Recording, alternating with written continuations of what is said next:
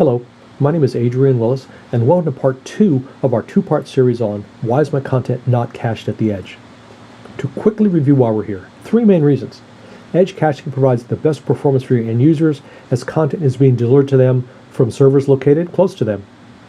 It also helps to offload your origin from hits, bytes, and connections. And then finally, it can help reduce your origin or first mile bandwidth costs. Please note that we will only be discussing edge or content delivery network caching. We'll cover the most common reasons, but this will not be totally comprehensive. And finally, if you have further questions or trouble, please contact Akamai Customer Care for further assistance. In part 1, we covered the Akamai configuration file and characteristics of your content to see if they were causing content not to be cached at the edge. Today in part 2, we will also look at the origin configuration to see if it is the reason. After that, we'll look at some tools and reports that will help you measure the effectiveness of your caching. Your origin configuration is really critical in that the interaction between your origin and our platform is essential. Instructions, information is provided, and many times those instructions from your origin are in the form of headers. There are 2 that we would really want to make sure that you are aware of because they have caused issues in the past. The first is the vary header. Now, by default on the Akamai platform, if your origin's response contains a vary header with a value other than accept encoding with a corresponding content encoding gzip header, Akamai servers do not cache the response. Now, if your origin sends the vary header, but the content does not actually vary, you can use this behavior I've just highlighted to remove it so that it can be cached. There is an option within the Akamai configuration file where we are instructed to honor cache control headers sent by your origin. If you have that enabled, we want to make sure that it is sending the proper directives because it will take precedence over any other caching rules above it in the configuration file.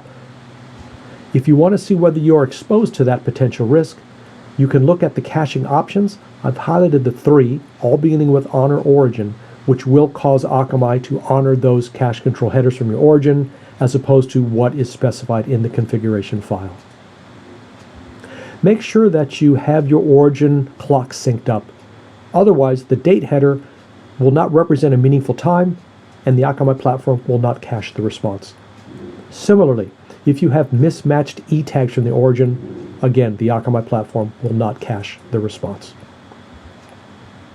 Be sure to check your content length header and make sure that its value matches the actual content length.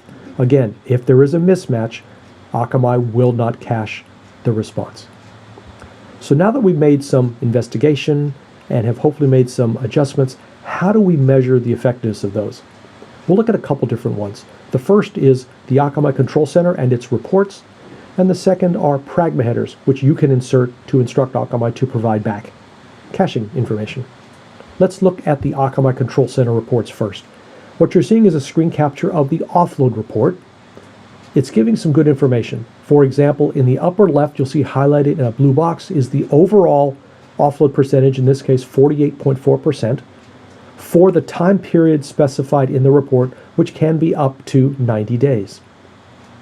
You'll also see on the graph itself a blue line towards the top, and that is showing how the offload percentage has varied over time, in this case 90 days.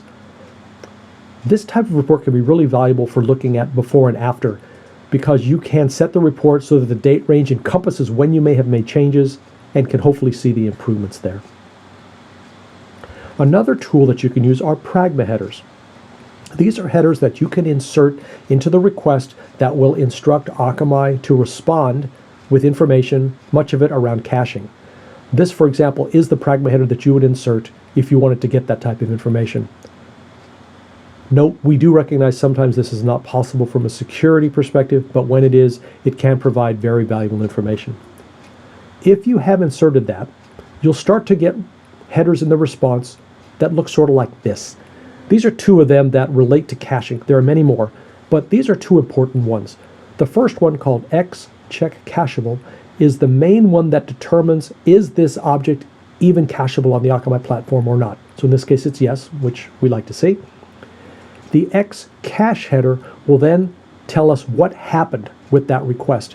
In this case, it's saying TCP memhit, which is actually one of the best responses you can get because it's saying that not only was the content served from the edge cache, but it was served from the memory of that edge cache server.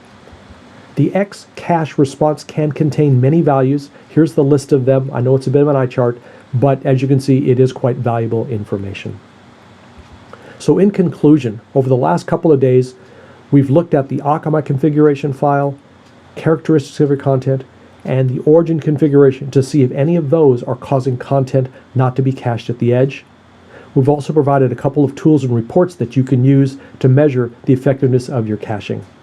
Thank you for your attention. Have a great day.